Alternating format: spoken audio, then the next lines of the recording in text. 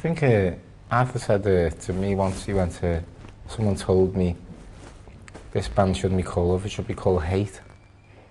But that's bullshit, I think. Because that's not true at all. Because he just sings about fucking reality. And the way he doesn't get fucking swamped up in all that bullshit that was going on at the time, especially in LA. And there's so much depth to Love, isn't it? Yeah. It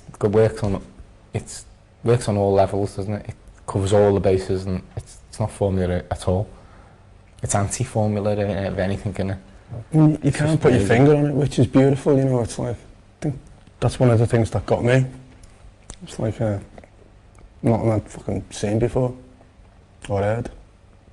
He doesn't want to be a rock and roll star. He wants to be a fucking songwriter, and that's a bit different than a lot of bands in the '60s from the West Coast. I think. You know what I mean? I think a lot of them, their ambition was to be a rock and roll star or a pop star, whatever. But his ambition was to be a great songwriter, I think, and I think he succeeded.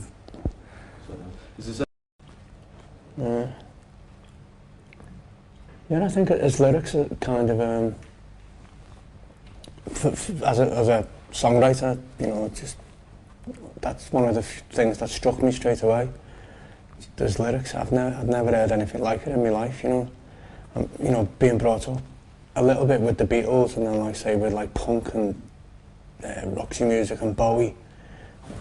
I mean, one of my first lyricists who I liked was Bowie.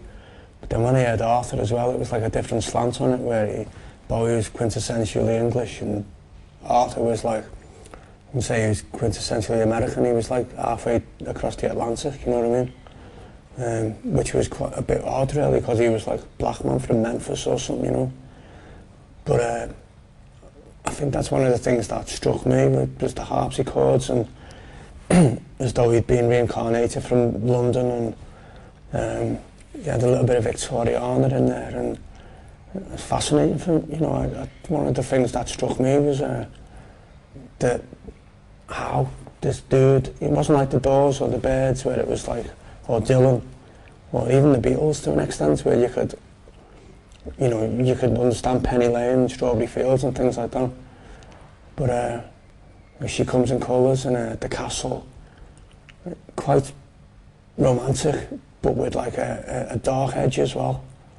So I always thought Arthur had sort of like double-edged swords, like, you know, beauty, but with like a hidden, dark, sinister ante in the cellar. Everyone, when we played with Arthur Lee, right, everyone used to say to me, that's a sad story, isn't it? That's all a sad story.